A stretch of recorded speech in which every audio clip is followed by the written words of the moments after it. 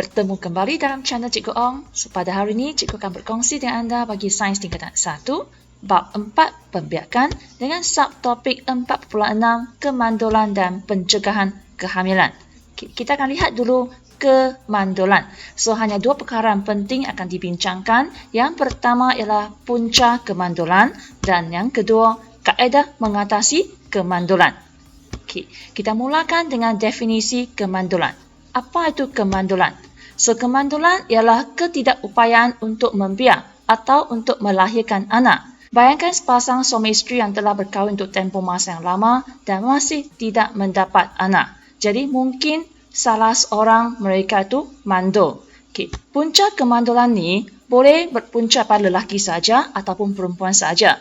Yang cikgu paparkan sekarang ialah punca daripada lelaki dan juga boleh daripada perempuan, iaitu hormon tidak seimbang, organ seks yang cacat atau berpenyakit, dan satu lagi mungkin berpunca daripada masalah kesihatan, contohnya kencing manis.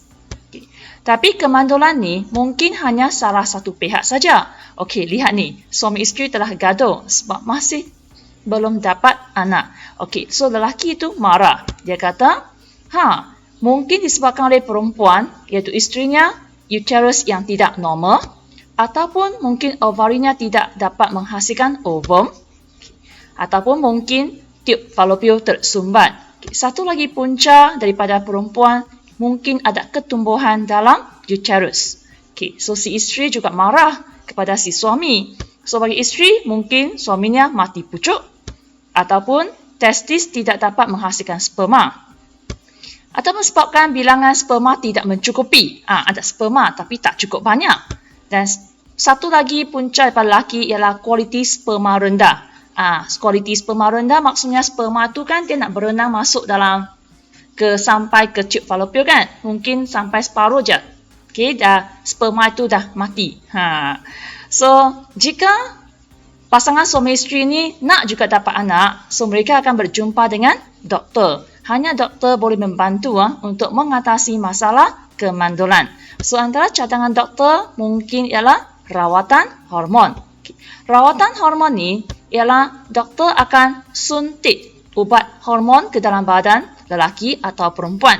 Tapi selepas doktor menjalankan pemeriksaan ke atas suami dan juga isteri. Dan rawatan hormon ni sesuai bagi individu yang mengalami masalah ketidakseimbangan hormon. Tujuan utama ialah untuk meningkatkan penghasilan sperma atau ovum. Jika rawatan ini tidak berjaya, langkah kedua mungkin ialah kaedah pembedahan. Kaedah pembedahan ini sesuai dijalankan untuk mengatasi masalah seperti tiub falopio yang tersumbat.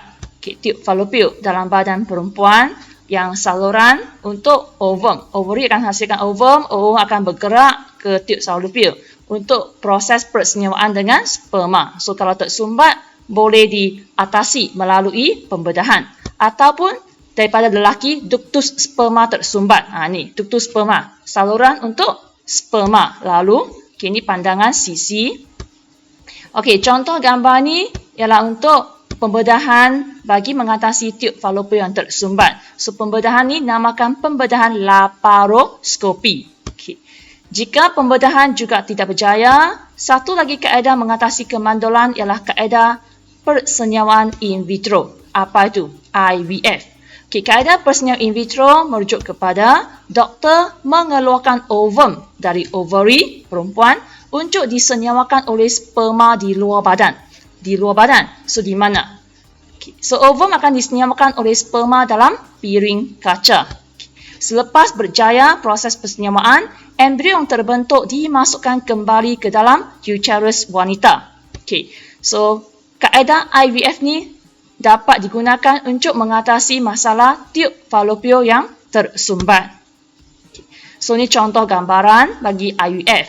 Nampak kan? So, ovum akan dikeluarkan. Lepas tu, kan tadi dah tunjukkan, disenyawakan oleh sperma dalam piring kaca ataupun bekas kaca dan dimasukkan kembali ke dalam uterus perempuan. So, bayi yang dihasilkan ini dinamakan sebagai bayi tabung uji. So, ini adalah 3 kaedah bagi mengatasi masalah kemandulan. Seterusnya kita akan lihat pula kepada kaedah pencegahan kehamilan. Yang ini adalah pasangan suami isteri yang mungkin dah ramai anak. So, mereka nak cegah kehamilan. So, kehamilan ni, kalau nak cegah ada dua cara. Satu secara sementara, satu lagi secara kekal. Okey, kita lihat yang kekal dahulu. Kalau kekal, maksudnya kalau lelaki atau perempuan memilih kaedah ini, selepas itu mereka tidak akan dapat anak lagi. Dah tak boleh dapat anak. Okey, so lelaki kaedah namakan sebagai vasektomi. Kita lihat apa itu vasektomi. Vasektomi merujuk kepada ductus sperma lelaki dipotong dan diikat. Okey, lihat pada raja, sistem pembiakan lelaki. So, ductus sperma ni adalah saluran untuk sperma lalu. Kalau kita potong dan ikat, sperma tak boleh lalu. Maka sperma tak boleh jumpa ovum. Okey. So, ductus sperma dipotong diikat melalui pembedahan dengan tujuan supaya tiada sperma dipancutkan semasa ejakulasi. Okey, untuk perempuan pula, kaedah pencegahan kehamilan kekal ialah ligasi. Okey, so ligasi ialah kita potong tiub falopio. Okey, ingatlah lelaki ialah kita potong ikat ductus sperma. Perempuan kita potong ikat tiub falopio. Okey, seperti dengan lelaki juga melalui pembedahan. So, proses ni dilakukan supaya ovum tidak disenyawakan oleh sperma. Okey, seperti yang kita sudah maklum, tiub falopio ni saluran untuk ovum lalu. Kalau dah potong dan ikat, so ovum tak boleh lalu. So, secara automatik ovum tak akan disenyawakan oleh sperma. Okey, yang ini secara kekal. Okey, kalau hanya secara sementara, mungkin hanya berapa bulan atau berapa tahun tak nak dapat anak. Selepas tu nak dapat anak semula, iaitu kita panggil sementara. Okey, untuk lelaki hanya ada satu cara yang biasa kita dengar, iaitu kondom. Inilah kondom. Nampak? Cara penggunaannya, kondom ni dipakai pada zakar lelaki sebelum persetubuhan.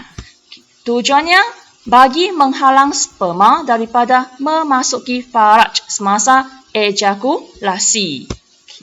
Untuk perempuan, nampak kan ada 3 cara. Okey, yang secara sementara. Okey, yang pertama ialah pil pencegah hamil. Ini adalah rupa bentuk pil pencegah hamil. So, pil ni perlu diambil oleh perempuan setiap hari. Kalau terlupa 1 hari juga mungkin boleh hamil. So, pil ni sebenarnya diperbuat daripada hormon buatan. Bagi menghalang proses pengovalan dan pembebasan ovum. Okey. So, ini yang pertama. Yang kedua ialah implan. Okey. So, implan ni adalah satu alat. Implan ni dimasukkan pada bahagian kulit bawah lengan. Kenapa masukkan implan tu? Tujuannya bagi merembeskan hormon yang menghalang ovari daripada menghasilkan ovum. Okey, jadi penggunaan implan dalam badan perempuan ni sebenarnya mengganggu kita haid perempuan. Okey, tapi implan ni hanya pakai untuk jangka masa tertentu. Contohnya selepas 3 tahun, perempuan boleh jumpa doktor untuk keluarkan implan tu. Selepas keluarkan implan, kita haid akan berjalan secara normal dan perempuan tu masih boleh hamil. Okay. Dan satu lagi kaedah ialah alat kontraseptif dalam uterus, iaitu IUCD.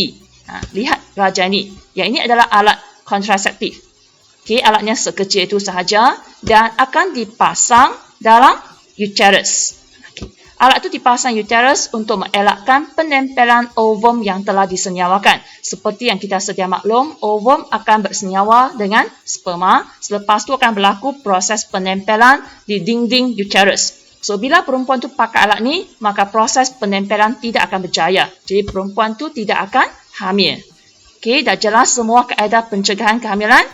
Okey, kita teruskan kepada kepentingan pemeriksaan kesihatan dan rawatan segera. Okay. Bila sepatutnya mula menjalankan pemeriksaan? So, doktor akan galakkan bermula usia 40 tahun. Sekurang-kurangnya sekali setahun jalankan pemeriksaan kesihatan tu. Okey, mengapa? Sebabnya ada 4 di sini. Yang pertama, dapat mengesan simptom awal penyakit kronik pada sistem pembiakan. Yang kedua, jika ada kanser rahim, kanser cervix, kanser prostat dapat dikesan awal. Yang ketiga, untuk mengurangkan risiko masalah kesihatan yang memerlukan kos rawatan yang tinggi. Okey, jika kita dapat mengesan sesuatu penyakit pada peringkat awal, maka rawatan dapat jalankan segera dan ini dapat menjimatkan wang. Okey, yang keempat ialah kaedah pencegahan kehamilan yang betul dan selamat dapat difahami. Okey, so sekarang kita dah sampai ke sudut uji minda, ada 3 soalan sahaja. So yang pertama, apakah yang dimaksudkan dengan bayi tabung uji? Saya dah tunjukkan tadi kan dalam raja. So, bayi tabung uji ialah bayi yang terbentuk melalui kaedah IVF, di mana sperma dan ovum bersenyawa di dalam bekas kaca. Dan selepas berjaya, embrio yang telah tersenyawa dimasukkan ke dalam dinding uterus wanita. Okey, soalan kedua. Nyatakan 2 kepentingan individu melakukan pemeriksaan kesihatan secara berkala. Okey, tadi ada 4, kita hanya perlu nyatakan 2 sahaja. Okey, contoh jawapannya, dapat mengesan simptom awal penyakit kronik dan juga mengurangkan risiko masalah kesihatan yang memerlukan kos rawatan yang tinggi. Okey, soalan terakhir untuk video ini. Menggugurkan kandungan tidak seharusnya dijadikan sebagai cara untuk mengawal kelahiran. Berikan pendapat anda. Okey, so anda setuju tak pernyataan ini? Saya setuju dengan pernyataan ini kerana setiap makhluk yang bernyawa berhak untuk hidup walaupun dalam kandungan. Okey, sekian sahaja perkongsian cikgu pada hari ini. Jika video ini membawa manfaat untuk anda, sudilah tekan like, share kepada rakan dan subscribe channel cikgu. So, terima kasih. Jumpa lagi. Bye-bye.